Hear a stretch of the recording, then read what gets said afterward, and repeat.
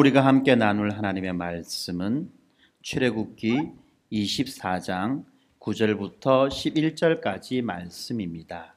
모세와 아론과 나답과 아비후와 이스라엘 장로 70인이 올라가서 이스라엘의 하나님을 보니 그의 발 아래에 있는 천국을 편듯하고 하늘같이 청명하더라. 하나님이 이스라엘 자손들의 존귀한 자들에게 손을 대지 아니하셨고 그들은 하나님을 뵙고 먹고 마셨더라. 네, 오늘은 우리가 2024년도 1월달 그러니까 첫 번째 성찬식을 거행하는 주일입니다. 우리 교회는 관례적으로 이 성찬식을 행할 때에 이 성찬과 관련된 말씀을 나누고 성찬의 의미들을 살펴보고 있습니다. 특별히 오늘은 우리가 이 출애굽기 말씀을 통해서 이 성찬의 의미를 한번 생각해 보았으면 좋겠습니다. 성경에는 수많은 이 식사의 이야기와 또 잔치의 이야기가 나옵니다. 이 식사와 잔치의 자리에서 이 빠지지 않는 것이 무엇냐면 바로 이야기, 대화라는 거죠.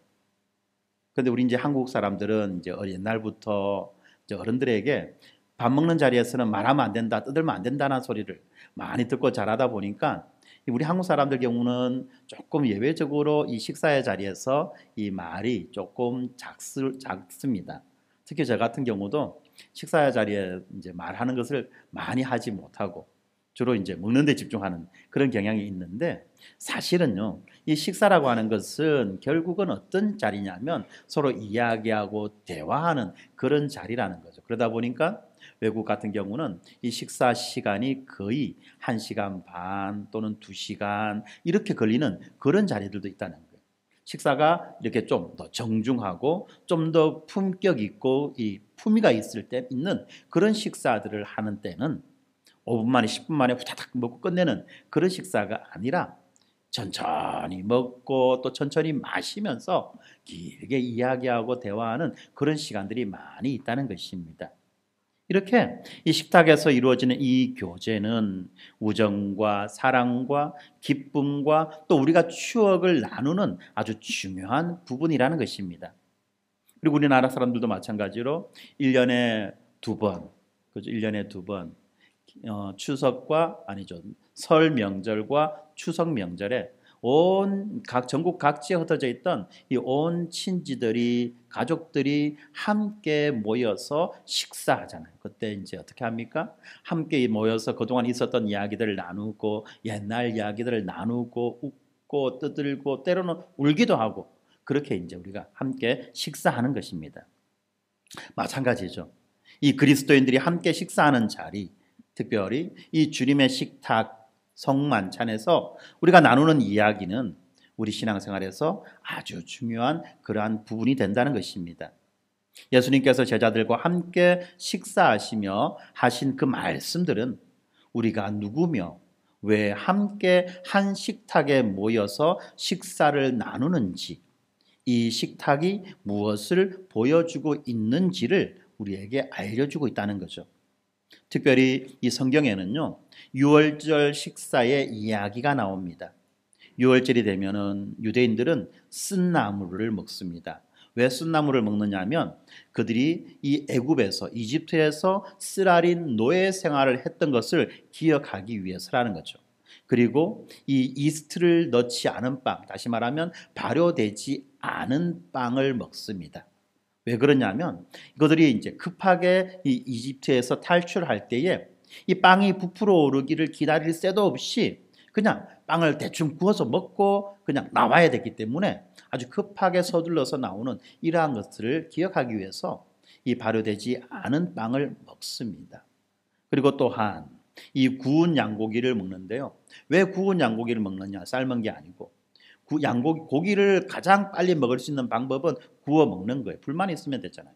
물을 끓일 필요도 없이, 그죠? 다른 양념할 필요도 없이 불만 있으면 되기 때문에 가장 급하게 가장 빨리 그 고기를 먹을 수 있는 방법인 이 구운 양고기를 이제 급하게 먹습니다. 마치 이 난리를 피해서 도망가는 그러한 피난민들처럼 급하게 먹습니다.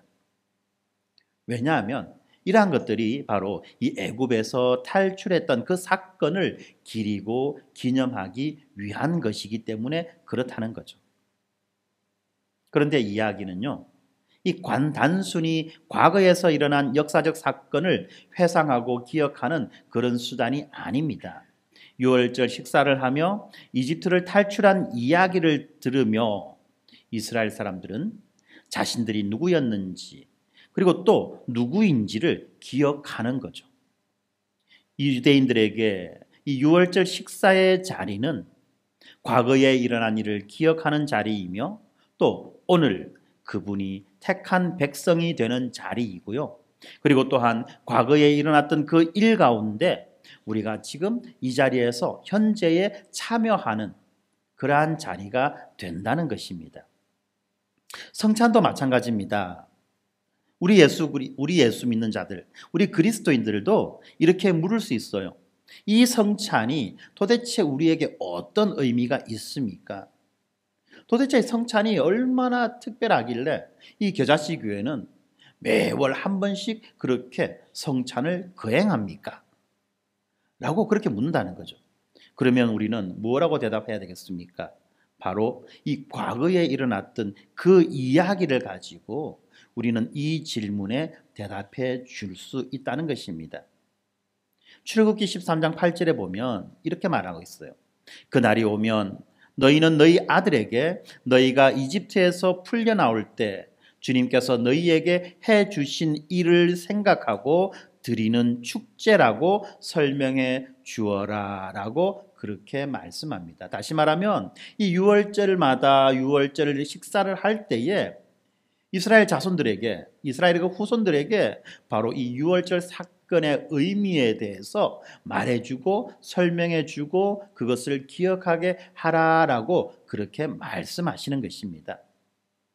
이렇게 식사를 통해서 우리는 하나님의 선하신 말씀과 그가 행하셨던 위대한 일들을 다시 기억하게 되는 것입니다. 그리고 또한 우리가 매일같이 먹는 이 평범한 음식들을 통해서 우리는 또한 그분이 하신 말씀과 행하신 일들을 그렇게 경험하는 것입니다. 이처럼 가족이 식사를 함께 나누는 그 식탁은 바로 신성한 것이 인간적인 것과 만나는 장소가 되고 가족이 함께 나누는 이 식사가 바로 성례가 되는 것입니다. 다시 말하지만 우리가 평범한 음식을 먹고 마실 때 거룩한 그 아버지께서 우리의 일상 가운데 오셔서 우리를 만나 주시는 것이죠. 평범한 빵과 평범한 포도주 그리고 평범한 사람들 그리고 평범한 사람들과 나누는 그 평범한 대화가 모두 주님을 만나는 그러한 길이 되는 것이죠.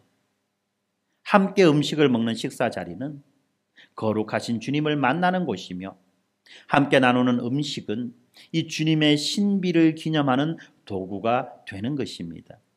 그렇기 때문에 교회는 항상 이 함께 먹는 식사를 강조하는 것이에요.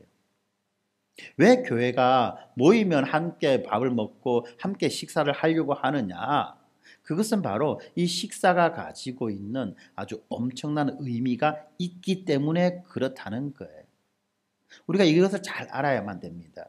왜 우리가 자꾸 함께 먹자, 같이 먹자라고 이야기하느냐? 그건 단순히 먹을 것이 없어서 그런 것이 아니고 세상 사람들이 말하는 것처럼 그냥 체면상, 예의상 그런 것이 아니라는 거예요. 바로 이 식사를 통해서 우리가 누구인지를 그리고 하나님이 우리에게 어떤 은혜를 주셨는지를 우리가 기억하고 경험하게 된다는 것입니다. 이것을 우리가 잘 알아야만 돼요. 그렇기 때문에 가급적이면 요즘에는 너무나 바빠가지고 가족들이 함께 모여서 식사할 그런 시간들이 잘 없지만 그럼에도 불구하고 적어도 일주일에 한 번 정도는 함께 온 가족이 한 식탁에 둘러 앉아서 공동 식사를 하는 이러한 것들이 아주 좋은 것입니다. 그럴 때에 가장이 이 자녀들을 위해서 기도하는 거죠.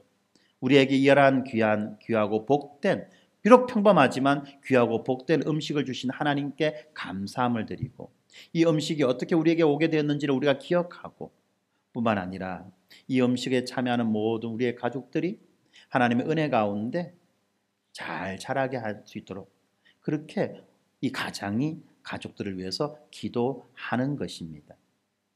바로 이러한 자리가 우리에게 있어서는 엄청나게 중요하다는 거예요.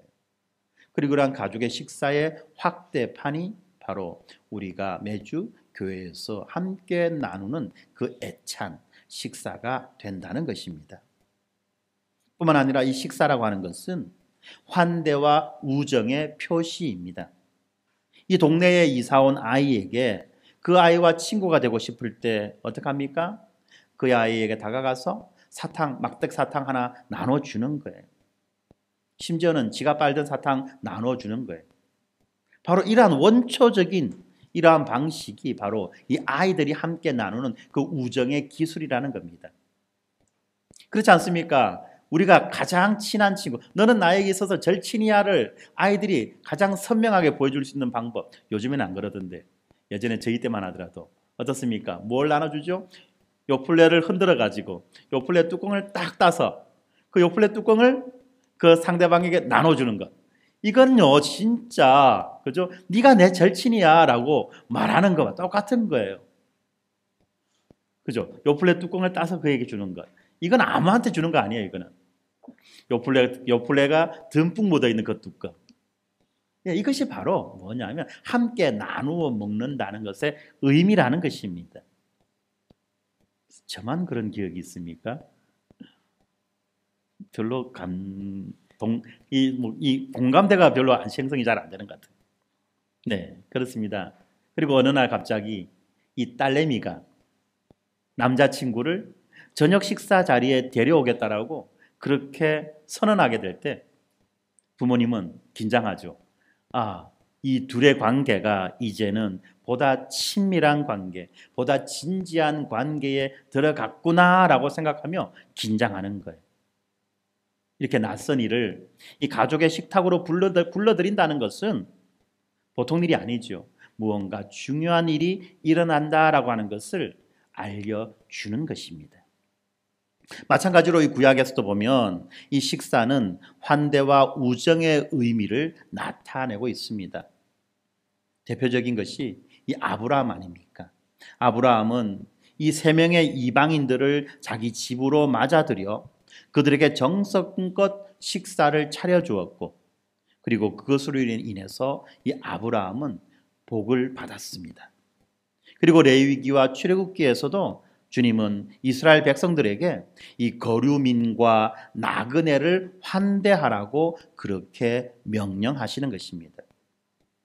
특별히 이 시편 23편에 보면 주님이 우리를 환대하신다라고 하는 그 최상의 그 표현을 뭐라고 말하느냐 하면 원수들이 보는 앞에서 나에게 잔치상을 차려주시는 것으로 표현하고 있는 것입니다. 이렇게 잔치상을 차려주는 것, 이것은 그야말로 이 환대의 행위가 엄청나게 크다라고 하는 것을 보여주는 것이죠. 시편 23편에 이렇게 기록되어 있습니다. 주님은 나의 목자시니 나에게 부족한 것이 없습니다.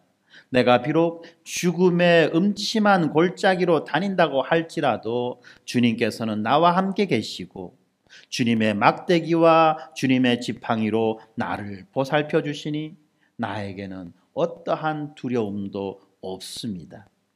주님께서는 내 원수들이 보는 앞에서 나에게 잔치상을 차려주시고 내 머리에 기름을 부으시어 나를 귀한 손님으로 맞아주시니 내 잔이 넘칩니다 라고 말하며 이 시편 기자가 여호와 하나님으로부터 환대받는 그 장면을 생생하게 그렇게 묘사하고 있습니다. 바로 이런 식으로 이 고대 근동 사회에서는 함께 밥을 먹는 일, 식사 자리에 초대하는 일, 그리고 초대받는 일, 이런 일들은 어떤 의미를 가지고 있느냐? 평생 동안 그와 깊은 관계를 맺겠다라고 하는 영원한 우정의 징표인 것입니다. 그래서 이사야 선지자가 뭐라고 말씀하느냐면 이 포로가 되었던 이스라엘이 구원을 받을 때에 이스라엘 백성 가운데에 가난하고 불쌍한 그들도 초대를 받아서 값없이 먹고 마시게 될 것이라고 그렇게 선포합니다. 우리가 올해부터 우리가 매주 예배를 시작할 때에 예배로의 부르심에서 우리가 함께 나누는 말씀, 바로 이사야서 55장의 그 말씀이 바로 그 내용이라는 것입니다. 너희 목마른 사람들아 어서 물로 나오너라. 돈이 없는 사람도 와라. 너희는 와서 사 먹되 돈도 내지 말고 값도 지불하지 말고 포도주와 젖을 사서 먹어라 라고 말씀하시는 것, 이것이 바로 잔치로의 초대라는 것입니다. 이스라엘이 기다린 이 메시아의 날은 바로 구원자가 이 땅에 오셔서 가난하고 배고픈 이들에게 성대한 잔치를 베풀어 주시는 그러한 날이었습니다. 그리고 이사야는 이런 사람들뿐만 아니라 심지어는 네가 알지 못하는 나라, 다시 말하면 이 이방인들까지도 이 잔치에 초대될 것을 말씀합니다. 이어지는 그 말씀 가운데 보면 이사야서 55장에 이어지는 말씀에 보면 네가 알지 못하는 나라를 네가 부를 것이며 너를 알지 못하는 나라가 너에게 달려올 것이니 이는 주님 이스라엘의 거룩하신 그분께서 너를 영화롭게 하시기 때문이다 라고 말씀하시면서 알지 못하는 자들, 알지 못하는 그 이방인들도 바로 이 잔치의 자리에 초대받아 올 것이다 라고 말씀하는 거예요. 하나님은 그렇게 모든 이들을 환대하십니다. 특별히 가난하고 불쌍한 이들, 그리고 이방인들마저도 하나님은 환대하여 맞아들이신다는 거죠. 그것이 바로 이 이사야서에서 말씀하고 있는 식사의 자리에, 잔치의 자리에 그들을 초대하는 바로 그 말씀인 것입니다.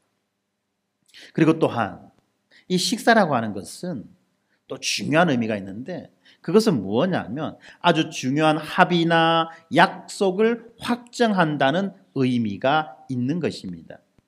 국가 간의 조약을 비준하고 다음에 반드시 따라오는 것이 무엇냐면 이 공식 만찬이라는 거예요.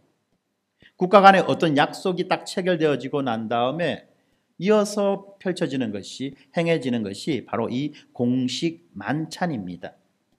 이 공식 만찬도 중요한 계약이나 언약을 맺었다는 것을 식사로 확증하는 이 고대의 의식을 반복하는 겁니다. 다시 말하면 이 식사 행위 자체가 특정한 조약을 비준하는 그러한 행위가 된다는 것입니다. 그리고 그러한 내용이 바로 오늘 우리가 보았던 이 출애굽기 말씀, 출애굽기 24장에 나오는 바로 그 말씀이라는 거예요.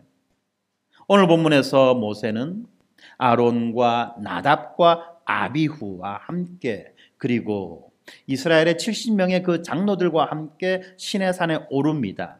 그리고 그 산에서 주님은 스스로 이스라엘 백성과 사랑의 약속이라는 그 멍에를 메시는 거죠. 그리고 이제 이스라엘 백성은 주님 한 분만을 섬기기로 약속합니다. 그리고 그러한 약속이 체결된 그 광경을 오늘 보았던 이 본문이 우리에게 그냥 간략하게 표현해 주고 있습니다.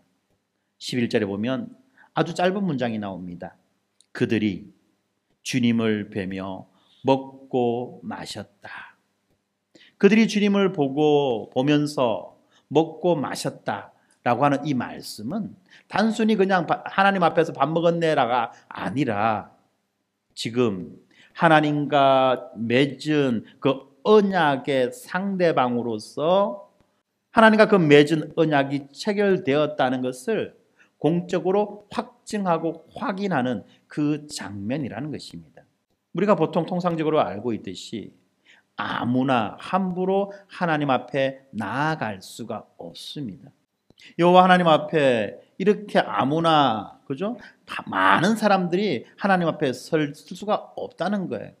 성경에서 단 한 군데 하나님을 똑바로 바라보고 그 앞에서 먹고 마시는 그 장면은 바로 이 출애굽기 24장에만 나오는 장면인데, 왜 이들이 이러한 일들이 가능했느냐? 이 시내산에 있는 이 74명의 사람들이 어떻게 이런 일이 가능했느냐? 그것은 바로 이 사람들이 죄인으로서 하나님 앞에 서 있는 것이 아니라 언약의 체결자로서, 언약의 상대방으로서 하나님 앞에 서 있기 때문에 이 일이 가능했다라고 우리는 이해할 수 있는 것입니다. 그런데 어떻습니까? 그들은 이 하나님과 맺었던 이 영광스러운 이 약속을 지켰나요?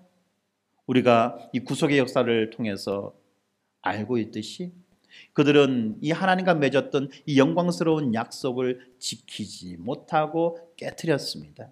오직 하나님 한 분만을 섬기고 그분만을 따르겠다라고 하는 그 약속을 이스라엘 백성들은 지키지 못하고 깨뜨렸습니다. 그리고 그들은 이제 모든 것을 잃어버리고 다른 이방 나라의 포로로 잡혀가는 그러한 신세가 되었다는 거죠. 그리고 오랜 시간이 흐른 후에 에레미야는 이스라엘 백성들이 범죄함으로 몇 번이고 이 시내산에서 맺은 언약을 깨뜨렸지만 이제 주님께서는 그들과 새로운 언약을 맺을 것이라고 그렇게 예언합니다.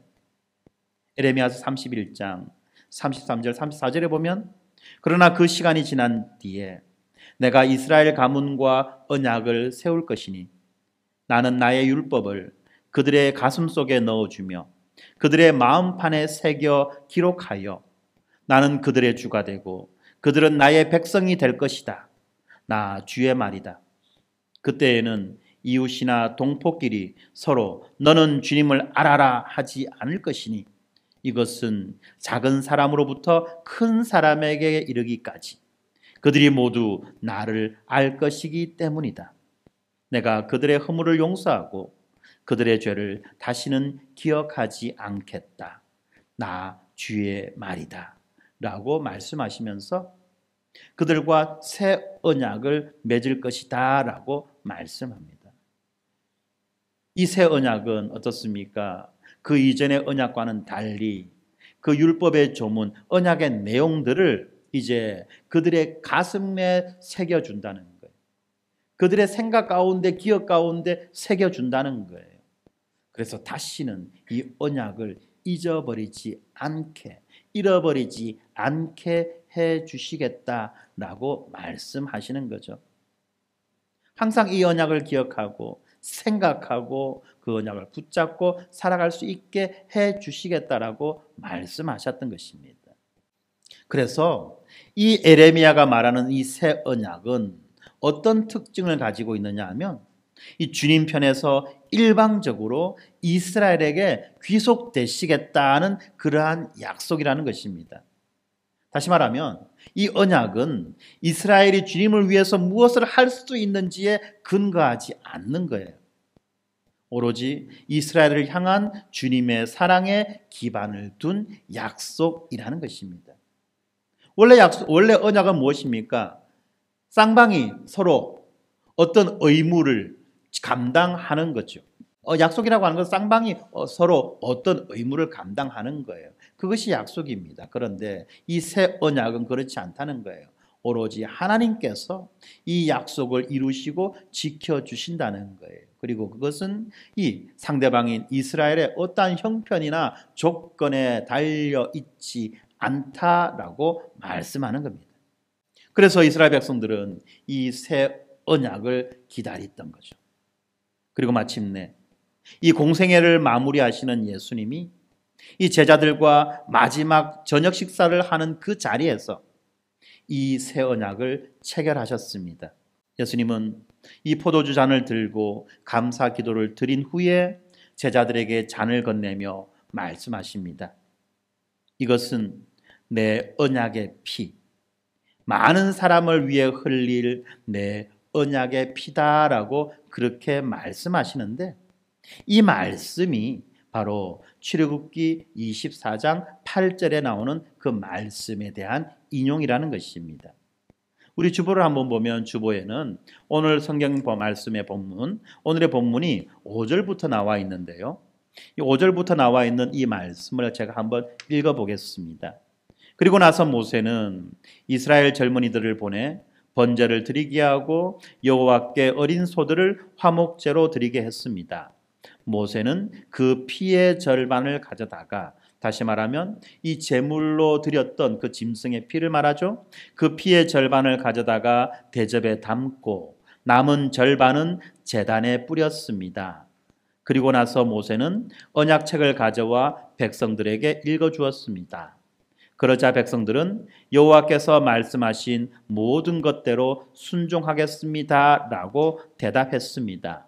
8절, 또 모세는 피를 가져다가 백성들에게 뿌리며 이것은 여호와께서 이 모든 말씀에 따라 너희와 세우신 언약의 피다라고 말했습니다. 네. 또 모세는 피를 가져다가 백성들에게 뿌리며 이것은 여호와께서 모든 말씀에 따라 너희와 세우신 언약의 피다라고 말했습니다. 예. 아까 보았죠? 이 제물을 잡았던 짐승의 피를 받았습니다. 그리고 두 반으로 나누었어요. 그 중에 절반은 제단에 뿌렸습니다. 그리고 나머지 절반의 피를 백성들에게 뿌린 거죠. 왜 이렇게 피를 뿌렸느냐? 바로 이 피 뿌림을 통해서 언약이 체결되어졌다는, 언약이 맺어진다는 것을 보여주고 있어요. 이렇게 시작되어진 이 언약 체결식의 마지막 그 완성이 무엇이냐면 11절에서 보고 있는 이스라엘 백성들의 대표가 시내산에 올라서 하나님 앞에서 하나님을 바라보며 먹고 마시는 그러한 일을 통해서 이 언약이 체결이 되는 거죠. 확실하게. 언약이 확실하게 체결되는 그 장면을 보여주는 것입니다. 바로 예수님께서 마지막 식사를 하시면서 맺으셨던 새 언약궤, 그 말씀이 바로 이스라엘과 하나님 사이에서 맺어지는 그 시내산 언약에 나오는 그 말씀을 인용하셔서 예수님의 이 말씀 그리고 이 행위가 바로 언약이 맺어지는 의미다라고 하는 것을 보여주고 있다는 것입니다. 그리고 이 장면에서 이 마지막 그 만찬의 그 자리에서 우리는 오래전 시내산의 그 식사 자리의 광경을 보게 되는 것입니다. 우리는 이 식사의 장면을 시내산에서 이스라엘 장로들이 하나님을 뵙고 먹고 마셨던 사건과 오버랩해서 보아야만 합니다. 지금까지 이야기한 이런 식사와 관련된 이야기, 다시 말하면 이 노예 생활에서 벗어나 자유를 얻은 일을 기념하고 감사하는 기쁨의 잔치, 거룩한 환대와 우정의 징표, 그리고 또한 메시아가 여는 잔치, 새로운 언약의 확증, 이런 것들은 모두 식사와 관련된 이야기들이 이 최후의 만찬에 어떤 의미로 다가오는지를 우리에게 선명하게 보여주는 것입니다. 예수님은 제자들을 식탁으로 초대하시고 빵과 포도주에 축사하시며 빵과 잔을 나누었던 이 식사는 이 초대 그리스도인들에게 나는 그들의 주가 되고 그들은 나의 백성이 될 것이다라고 하는 이 새 언약의 생생하고도 선명한 확증이라는 것입니다. 그리고 이어지는 예수 십자가의 그 죽음은 언약의 파기가 아니라 언약이 인준된 것을 증명하는 것입니다. 그래서 예수님을 따르던 사람들은 이 죽음에서 부활한 예수, 엠마오에서 빵을 떼어주신 그 주님을 기쁨으로 전했던 것입니다. 그들은 가르치고 치유하고 선포하고 세례를 주고 고난당하고 증언하며 또한 삶을 나누고 기도할 뿐만 아니라 떡을 떼어 서로 나누었던 것입니다. 사도행전 2장 42절에 보면 그들은 사도의 가르침에 몰두하며 서로 사귀는 일과 빵을 떼는 일과 기도에 힘썼다라고 그렇게 기록하고 있습니다. 그렇습니다. 오늘날 우리들은 이 기억하라는 이 예수님의 명령에 따라서 성찬을 거행합니다. 우리가 시내산 언약의 식사, 유월절 식사, 그리고 최후의 만찬, 그리고 엠마오에서의 식사, 그리고 초대교회 식사 등을 기억하며 성찬에 참여할 때에 주님과 함께하는 지금 여기에서의 성찬의 의미가 한층 더 풍요해지는 것을 우리는 알 수 있는 것입니다. 우리가 이 성찬의 자리에서 예수님을 기억한다. 예수님이 우리로 하여금 기억하라 라고 한 이 말씀의 의미가 단순히 과거에 일어난 어떤 일을 회상하라는 것이 아니지요. 그리고 또한 성찬은 추모식이 아닙니다. 그런데 어떤 사람들은 마치 이 성찬을 장례식인 것처럼 2000년에 죽은 가장 친한 친지의 장례식 자리에 참여하는 것처럼 침통한 표정으로 슬퍼하며 이 성찬의 자리로 나아오는 경우가 있습니다. 그런데 여러분들 알고 있잖아요. 예수님은 죽지 않았습니다. 부활하신 그리스도께서는 우리와 함께 계시며 이 세상에서 우리 가운데 활동하고 계시는 것입니다. 살아계신 예수님은 오늘도 만물을 통치하고 계십니다. 그러므로 우리는 오래전 떠난 누군가를 추모하듯이 이 그리스도를 추모하려고 애쓸 필요는 없어요. 추모는 저 추모공원 가서 하시고 성찬의 자리에서는 우리가 그렇게 할 필요가 없다는 거예요. 그렇다면 이 예수님을 기억한다, 예수님을 기억하라라는 이 말이 도대체 어떤 의미입니까? 이 기억이라고 하는 이 말에는 두 가지 의미가 있어요.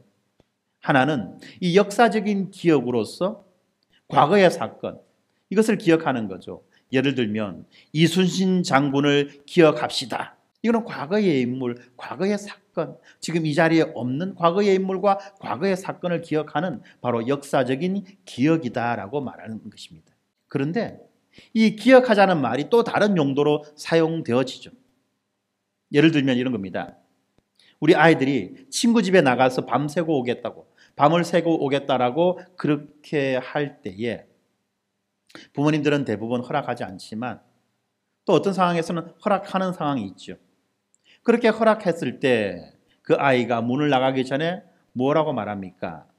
네가 누구인지 기억해야 된다 라고 말하는 거예요. 이 말이 무슨 말입니까? 네가 누구인지 기억해라, 이 말이 무슨 말입니까? 한마디로 말하면 사고 치지 마라, 엄한 짓 하지 마라 는 말 아니겠습니까?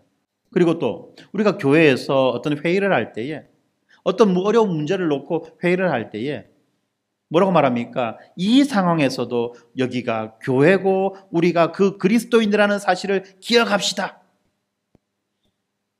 우리가 교회고 우리가 그리스도인이라는 사실을 기억합시다 라고 이 말하는 이것, 이 기억이라고 하는 것은 단순히 과거의 어떤 사건을 돌아보라는 것이 아니죠. 무슨 말입니까? 깨어나서 눈을 뜨라는 것, 정신 차리라는 것, 갱신하라는 것, 잊었던 무엇인가를 다시 되새기라는 것, 확인하라는 것 아닙니까? 그러므로 네가 누구인지를 기억하라는 이 말은 내 자신이 누구인지를 인식하라는 말인 것입니다. 한 번 더 말씀드리지만 여기에서 말하는 이 기억은 어떤 말입니까? 어떤 의미입니까? 일어나라, 그분이 여기 계신다. 눈을 떠라, 너희를 구원하시며 인도하시는 그 예수님께서 지금 너와 함께 계신다, 이런 말씀이라는 것입니다. 그리고 또 네가 진실로 어떤 존재인지를 네가 깨달아라 라고 하는 의미라는 것입니다. 그리고 이것이 성찬에서 주의 죽으심을 기억하라는 그 말의 의미라는 것입니다. 그래서 우리는 매번 성찬에 참여할 때마다 주의 죽으심을 기억합니다.